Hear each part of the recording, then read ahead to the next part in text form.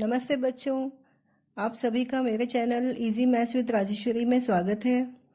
आज मैं आपके लिए आपकी पाठ्यपुस्तक मुस्कान कक्षा 4 पृष्ठ क्रमांक 10 से कुछ ऐसे व्याकरण के प्रश्न लाई हूँ जिन्हें आपको अपने पाठ में से ढूंढकर उनका अर्थ लिखना है और उनका वाक्य में प्रयोग करना है। प्रश्न में ये नहीं दिया गया है कि वाक्यों में प्रयोग कीजिए, लेकिन इन मुहावरों का अर्थ लिखना है और मैं आपको उन्हें वाक्य में प्रयोग करना सिखाऊंगी। तो पहला जो प्रश्न है वह है जय जयकार होना। जय जयकार होना का मतलब होता है तूती बोलना। तूती बोलना मतलब जैसे कि अकबर के दरबार में हमेशा बीरबल की जय जयकार होती थी, हमेशा उन्हीं की तारीफ होती थी क्योंकि वो बहुत ही चालाक और बहुत ही बुद्धिमान थे। उसी तरह आपकी कक्षा में भी कोई ऐसा बच्चा होगा जो बहुत ही होशियार हो और टीचर के प्रश्न पूछने पर तपक से जवाब दे देता हो। हाँ, ऐसा होशियार बच्चा हो जिसकी हमेशा तारीफ होती हो, हर टीचर हर अध्यापिका जी उनकी तारीफ करती हो और सब बच्चे उन्हें पसंद करते हो। ऐसा कोई बच्चा तो ज़रूर होगा आपकी क्लास में। तो हम कह सकते हैं कि उस बच्चे की कक्षा में जय जयकार होती है, मतलब उसी की तूती बोलती है। हमेशा हर वक्त सब उसी बच्चे की तारीफ करते हैं। जैसे कि वो बच्चा समझो श्याम हो, तो आप लिखेंगे हमारी कक्षा में श्याम की जय जयकार होती है। तो मैं आपको इसमें वाक्य बनाना सिखाऊंगी। पहला मुहावरा है जय जयकार होना। इस मुहावरे का अर्थ आपको अपने पाठ में से ढूंढकर लिखना है। जो अकबर और बीरबल का पाठ है उसमें से आपको ढूंढकर लिखना है। तो उसका अर्थ है तूती बोलना। जय जयकार होना उसका अर्थ है तूती बोलना, और उसका वाक्य मैं आपको बनाना सिखाऊंगी। जैसे कि अकबर के दरबार में हमेशा बीरबल की तूती बोलती थी या जय जयकार होती थी, उसी तरह आपकी कक्षा में कोई बच्चा है, जैसे कि मैंने कहा श्याम, ठीक है, श्याम की हमारी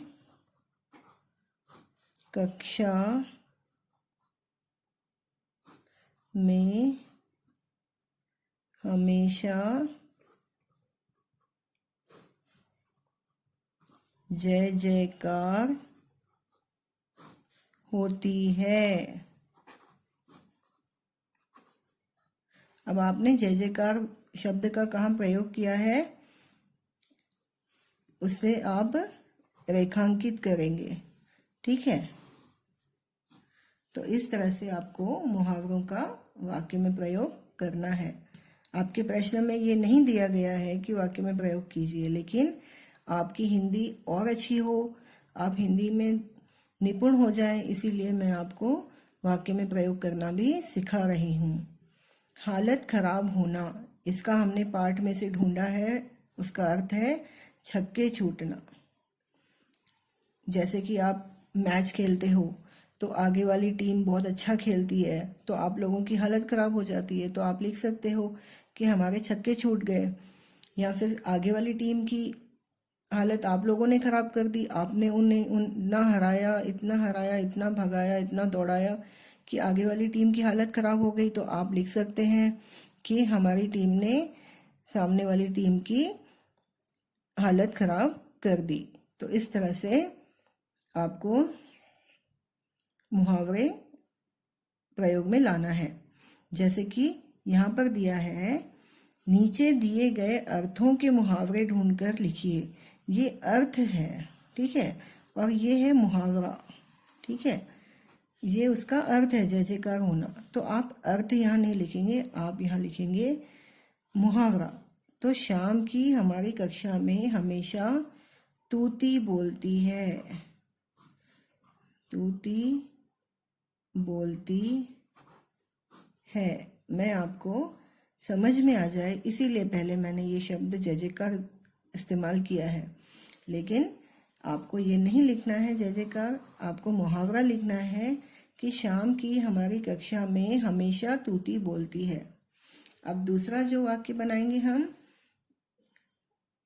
वो आप लिखेंगे जैसे कि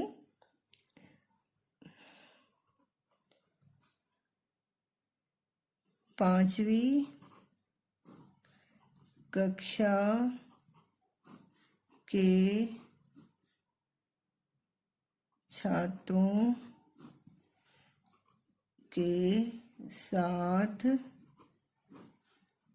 खेलते ही या खेलने पर हमारे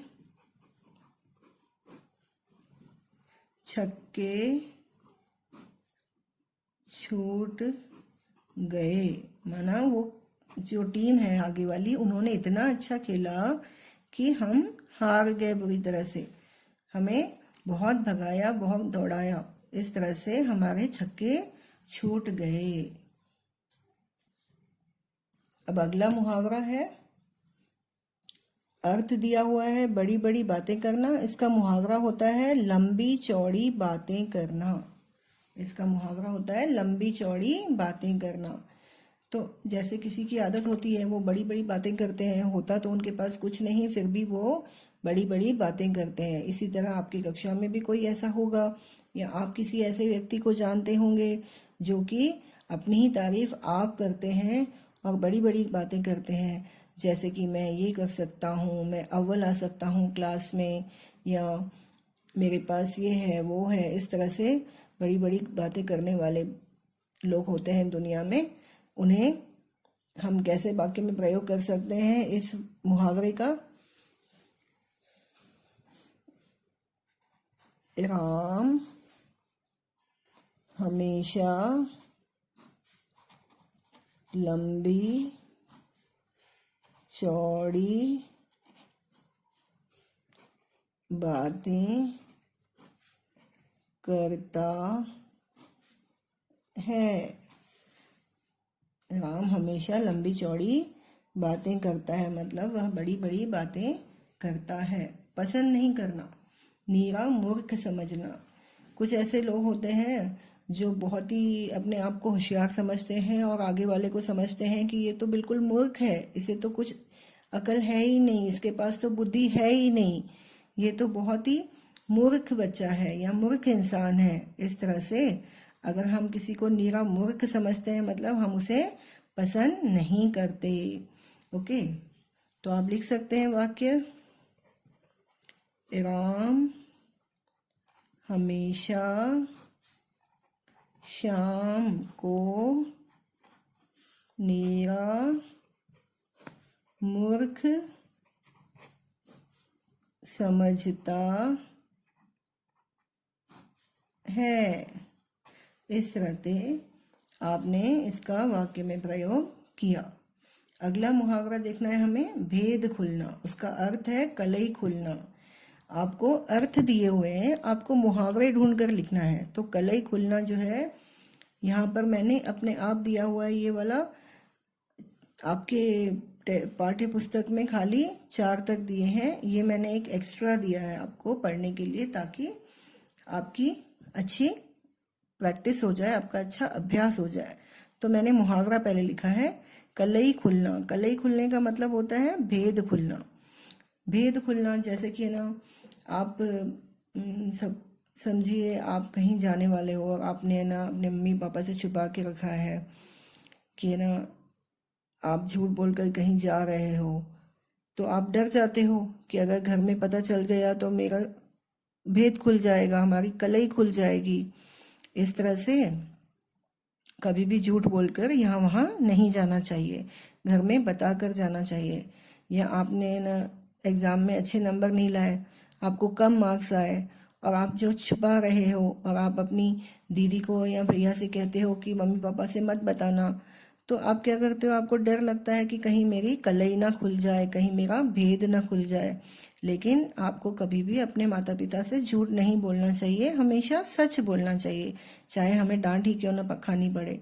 क्योंकि अगर हम डांट भी खाते हैं तो चलता है, लेकिन हम गलत काम करते हैं तो वह बिल्कुल सही नहीं है। हमारे माता पिता हमें सही मार्गदर्शन कर सकते हैं। अगर डांट पड़े तो खा लेना चाहिए, क्योंकि गलत तो हमेशा गलत ही होता है। इस तरह से अगर आप कुछ ऐसा करते हो और आपको डर लगता है कि कहीं मेरी बात सबको पता न चल जाए, तो मेरा भेद न खुल जाए, मतलब वो होता है कलई खुलना। ठीक है।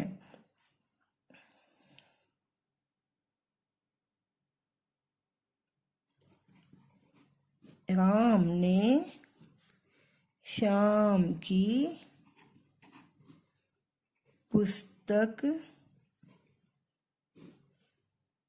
चुराई तो उसे कलई खुलने का डर लगने लगा। इस तरह से कलई खुलने का डर लगने लगा। इस तरह से वाक्यों को आपको लिखना है। जैसे कि मुहावरा दिया है, आपको वाक्य बनाकर लिखना है। यहाँ पर इनके अर्थ दिए हुए हैं, आपको मुहावरा ढूंढकर अपने पाठ में से लिखना है। इस अर्थ का मुहावरा कौन सा है पाठ में, वो आपको लिखना है। इस तरह से 4 दिए हुए हैं और ये 5वां मैंने अतिरिक्त दिया है आपके अभ्यास के लिए। अब ये पृष्ठ क्रमांक 12 पर एक और प्रश्न है। जैसे कि नीचे दिए गए शब्दों को रेखा खींचकर उनके अर्थ से मिलाइए। यहाँ शब्द दिए गए हैं और यहाँ उनके अर्थ दिए हैं, आपको इनका मिलान करना है। जैसे मुसीबत, मुसीबत का मतलब होता है आफत, परेशानी या आफत। यहाँ पर आफत दिया हुआ है तो हम आफत लिखेंगे। आफत पर आप इस तरह से मिलान करेंगे। ठीक है। मुसीबत का अर्थ होता है आफत। जैसे अभिमान का अर्थ होता है घमंड, हमें कभी घमंड नहीं करना चाहिए। अभिमान मीन्स घमंड। विश्वास माना भरोसा, हमें ईश्वर पर भरोसा करना चाहिए। अक्ल बहादुर, जो बहुत ही होशियार हो, बहुत बुद्धिमान हो, उसे कहते हैं अक्ल बहादुर। तो अक्ल बहादुर का मतलब होता है बुद्धिमान।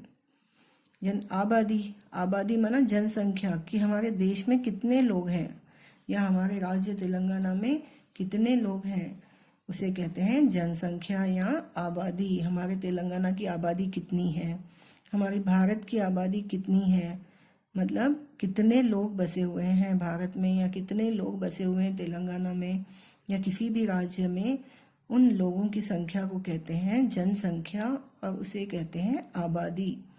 साबित करना, साबित करना का मतलब होता है सिद्ध करना। जैसे कि चोर चोरी करता है तो कोर्ट में उसका जुर्म साबित हो जाता है ना, लोग कोर्ट में केस करते हैं, फिर वकील केस लड़ते हैं और मुजरिम का जुर्म साबित करते हैं। तो साबित करने का मतलब होता है सिद्ध करना। इस तरह से आपको इन वाक्यों, इन शब्दों के अर्थों को उनके शब्दों से मिलाना है। समझ गए आप। जैसे कि मुसीबत का होगा आफत, अभिमान का होगा घमंड, विश्वास का होगा भरोसा, अक्ल बहादुर का होगा बुद्धिमान, आबादी का होगा जनसंख्या, साबित करना का होगा सिद्ध करना। ठीक है। इस तरह से आपको इन प्रश्नों के उत्तर लिखने हैं। मैं समझती हूँ कि आप सबको ये समझ में आ गए होंगे अच्छी तरह से। अब मैं आपको एक प्रश्न पूछती हूँ कि आप पता करेंगे कि आपके देश भारत की आबादी कितनी है, ये आपको पता करना है। और ये सारे जो व्याकरण के प्रश्न आज मैंने पढ़ाए हैं वो सब आप अपनी कॉपी में लिख लेंगे। ठीक है। ओके, तो बाय बाय।